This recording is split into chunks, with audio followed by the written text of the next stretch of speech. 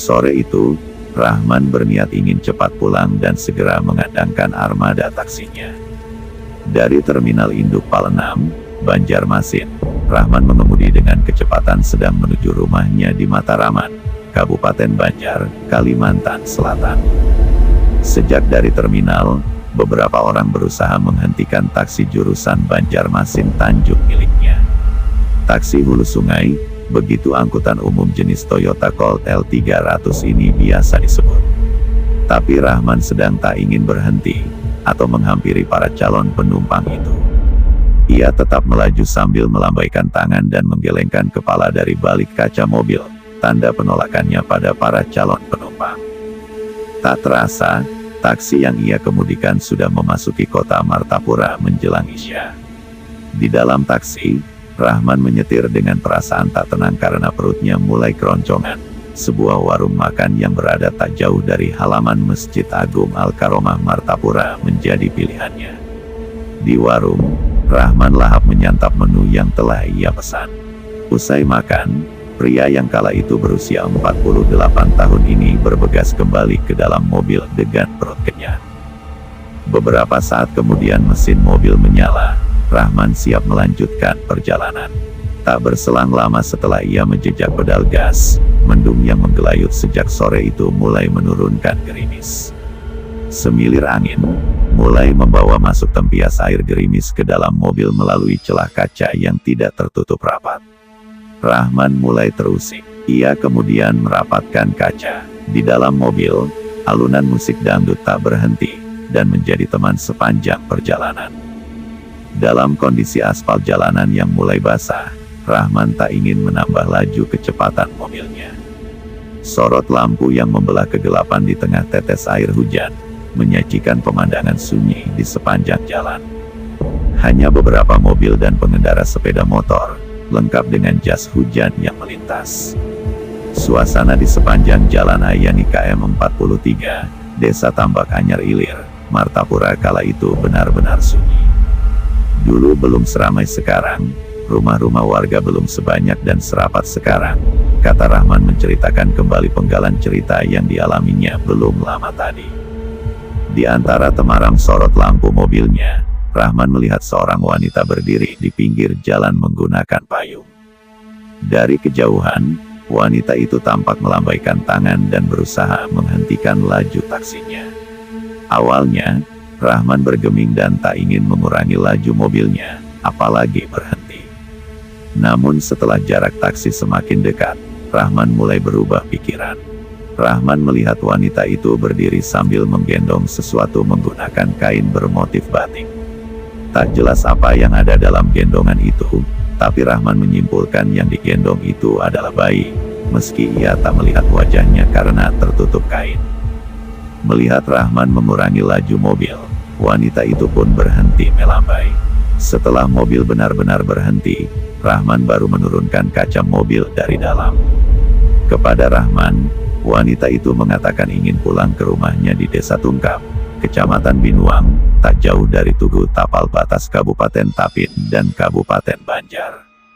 Mendengar pernyataan itu, Rahman sempat menolak, karena antara rumahnya ke tempat yang dituju wanita itu berjarak puluhan kilometer.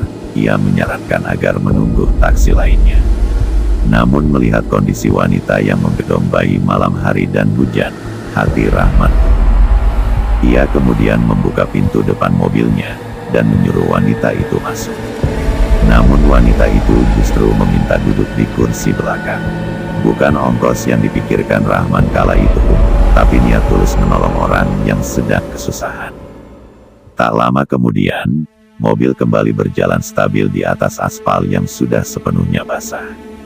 Tak banyak obrolan yang teramu antara Rahman dan penumpang barunya itu. Sepanjang perjalanan pikirannya berkecamuk.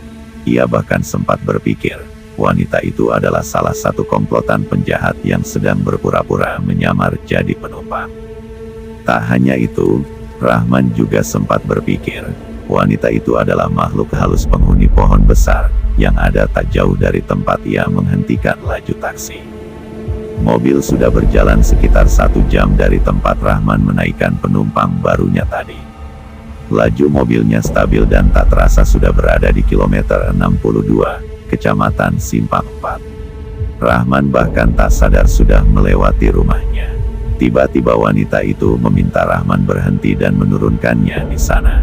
Rahman sempat heran, karena awalnya wanita itu bilang rumahnya di Desa Tungkap, Binuang, tak jauh dari Tugu Tapal Batas. Saat ditanya kenapa turun di sini, wanita itu hanya menjawab kalau ia mau menginap di rumah keluarganya. Perasaan Rahman kian dipenuhi kecurigaan, sekaligus ketakutan, karena di tempat itu benar-benar sepi dan jauh dari rumah warga. Sebelum keluar dari mobil, wanita itu memberi sebongkah kunyit kepada Rahman. Ia mengaku tidak memiliki uang untuk ongkos taksinya. Hanya kunyit itu yang ia punya dan meminta Rahman menerimanya sebagai ganti ongkos taksinya. Rahman yang sejak awal berniat menolong, sempat merasa heran karena wanita itu memberinya kunyit. Ia menolaknya dan mengatakan ia benar-benar ikhlas meski tanpa bayaran. Lagi pula Rahman berpikir, masih banyak kunyit di dapurnya. Setelah mengucapkan terima kasih, wanita itu kemudian keluar taksi. Tak menunggu lama setelah wanita itu keluar, Rahman langsung memutar setir mobilnya. Saat mobil sudah berbalik arah, Rahman menoleh ke arah tempat wanita tadi turun. Namun betapa terkejutnya Rahman, ia tak lagi melihat wanita yang baru saja turun dari taksinya. Wanita itu tiba-tiba saja menghilang. Dalam hati ia menyimpulkan, sosok wanita yang baru saja diantarnya itu adalah makhluk halus. Ia langsung tancap gas pulang menuju rumahnya. Dari fisik seperti manusia biasa, saya juga sempat melihat ia berjalan beberapa langkah setelah turun dari taksi. Tapi saat saya sudah berbalik arah, wanita itu sudah tidak ada, entah kemana, katanya. Sesampainya di rumah, Rahman kemudian menceritakan apa yang baru saja dialaminya kepada sang istri.